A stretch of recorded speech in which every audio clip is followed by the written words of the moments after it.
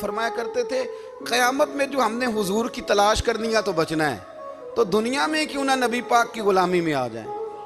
وہ کہتے تھے دنیا، اعلیٰ حضرت نے کتاب لکھی ہے الامن والعلا، اس میں آپ فرماتے ہیں جو حضور کی پناہ میں آ جاتا ہے نا وہ بچ جاتا ہے۔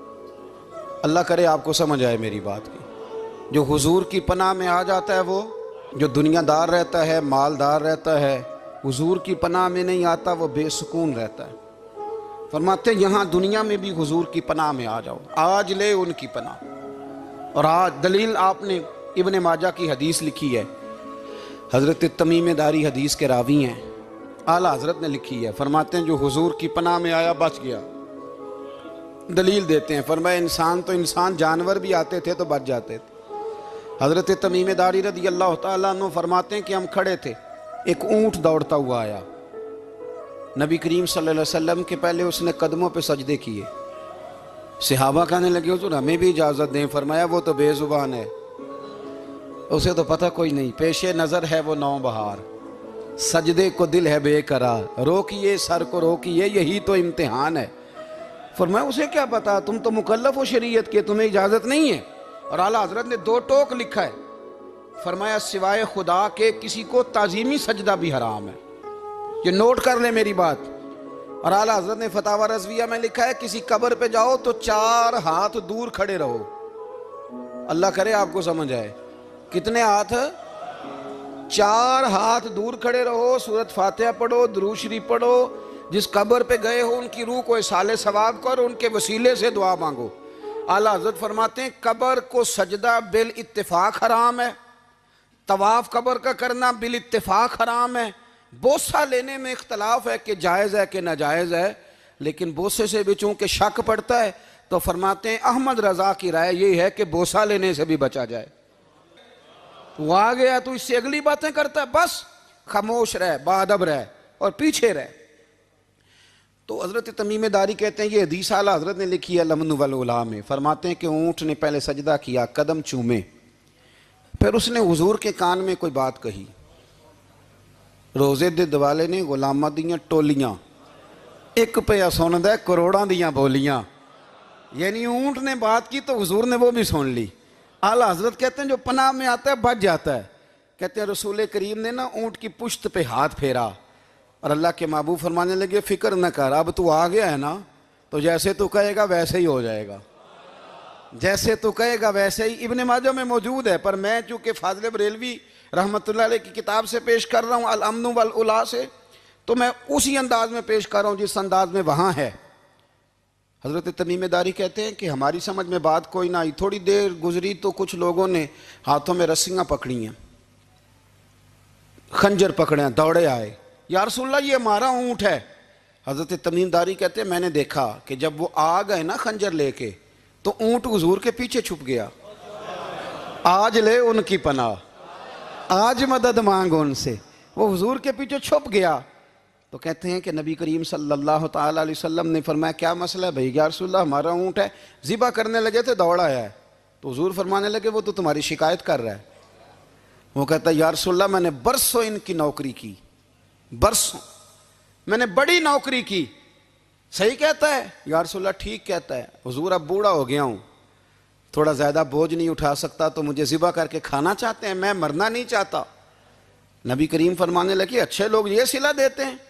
انہوں نے عرض کی حضور آپ حکم کر دیں، ہم اس کو چھوڑ دیتے ہیں یا رسول اللہ، نہیں ذبح کریں گے، خدمت کریں گے۔ حضور فرمانے لگے نہیں، اب میرے پاس آیا ہے نا، اب میں نے واپس نہیں کرنا، آج ہو گیا ہے، آج لے ان کی پناہ، آج مدد مانگ ان سے، آج ہو گیا یا رسول اللہ پھر رکھ لیں۔ حضور نے فرمایا نہیں بھائی پیسے بتاؤ کتنے؟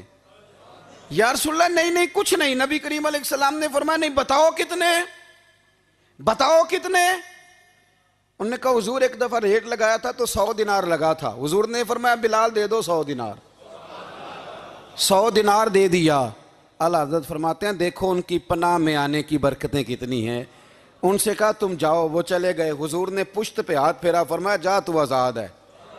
حضرت تمیم داری کہتے ہیں وہ پہلے گیا پھر پلٹ کے آیا، اس نے نبی پاک کے کان میں کو بات کی، کئی باتیں کی، پر میں ایک بات کرتا ہوں، کئی باتیں کی، ایک بات کی تو حضور رو پڑے۔ اونٹ چلا گیا، ہم نے عرض کی حضور یہ کیا کہہ گیا ہے؟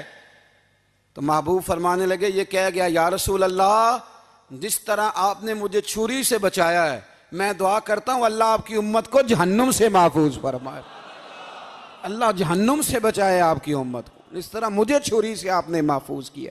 اعلیٰ حضرت فرماتے ہیں کن چکروں میں پڑے ہوئے ہو، کن چکروں میں؟ پیسوں کی پناہ لیتے ہو، عہدوں کے پیچھے چھپتے ہو، دولت کے پیچھے چھپتے ہو، تعلقات کے پیچھے چھپتے ہو، فرمایا مصیبت آئے گی تو یہ سارے ہٹ جائیں گے، اگر پناہ لینی ہے تو مدینے والے محبوب کی پناہ لو، دروازے رسول پہ آؤ، نبی کریم کی بارگاہ میں جھکو، حضور سے پیار کرو۔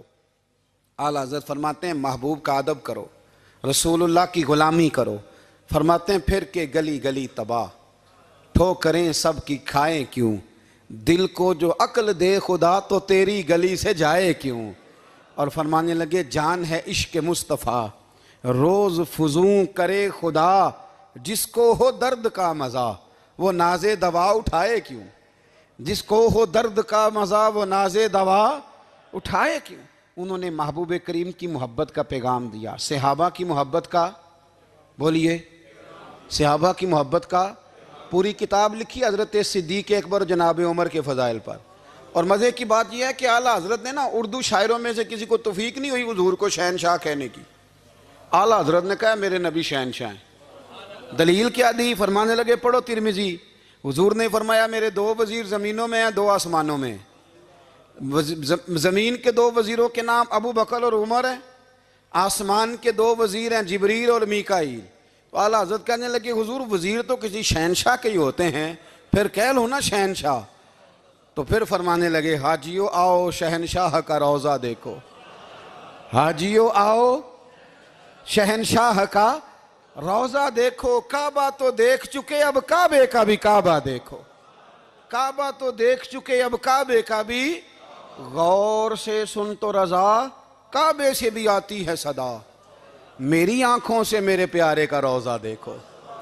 اعلیٰ حضرت نے ساری زندگی اور صحابہ کرام کی بات کی، اہل بیت کی بات کی، اولیاء کی بات کی، صوفیاء کی بات کی، دفاع کیا سب کا، سب کے شانوں میں لکھا، امت کو بتلایا کہ اپنے بزرگوں سے جڑے رہو گے تو بچے رہو گے۔ اعلیٰ حضرت نے طنز کرنے سے، تنقید کرنے سے، بلا وجہ غلطیاں نکالنے سے اور ایک دوسرے پر لان تان کرنے سے ہمیں بچنے کو کہا۔ اعلیٰ حضرت فرماتے ہیں کوئی علم اگر آ جائے نا تو اس کا معنی یہ نہیں کہ سب کو جاہل سمجھ لینا چاہیے۔ سمجھ آ رہی ہے میری بات کی؟ ہم جس شعبے میں بھی ہوتے ہیں نا سامنے والے کو ان پڑھ ہی سمجھتے ہیں۔ مولویوں کے بارے میں بعض لوگوں کا خیال ہے کہ یہ پتہ نہیں کون سی مخلوق ہے، ان کو کیا پتہ دنیا داری کا۔ میں صحیح کہہ رہا ہوں۔ اسی طرح جو میرے شعبے سے تعلق رکھنے والے لوگ ہیں وہ کہتے ہیں شاید سارے تاجر 2 نمبر طریقے سے ہی مال کماتے ہیں۔ یہ ہو نہیں سکتا، ایسا ہو نہیں سکتا۔ ہمیں نا دوسروں کی اہمیت کی خبر رکھنی چاہیے، ہم ایک دوسرے سے پیار، ہم طنز کرتے ہیں، تنقید کرتے ہیں۔ فاضل بریلوی منع کرتے تھے، آپ فرماتے یہ طریقہ درست، ہم جب غلطیاں نکالنے پہ جاتے ہیں تو معاذ اللہ اتنا اوپر بن جاتے ہیں کہ معاذ اللہ ثم معاذ اللہ اللہ رسول تک پہنچ جاتے ہیں۔ اعلیٰ حضرت کے زمانے میں ایک شخص نے کہہ دیا نبی پاک کا خیال آئے تو نماز ٹوٹ جاتی ہے۔ عقل ہے نا جی، جہاں مرضی لے جاؤ۔ وہ کہنے لگا جی میں نے خالص اللہ کے لیے پڑھنی ہے نا فلسفہ عجیب، نبی پاک کا خیال آئے تو نماز۔ اعلیٰ حضرت فرمانے لگے تو بڑا ہی پاگل ہے، جب تو کہے گا السلام علیکہ ایھا النبی خیال آئے گا کہ نہیں؟ فرمانے لگے تو بڑا ہی نادان ہے، جب تو کہے گا اللہم صلی علی محمد وعلی خیال آیا کہ نہیں آیا؟ فرمانے لگے تو نبی پاک کی بات کرتا ہے، نماز میں تو ابا اماں کا بھی خیال آتا ہے، ربنا اغفر لی والی والدیہ۔ فرمانے لگے ربے کے خیال سے نہیں ٹوٹتی تو مدینے والے کے خیال سے کیسے ٹوٹ گئی؟ فرمانے لگے بڑا ہی بیوقوف ہے تو۔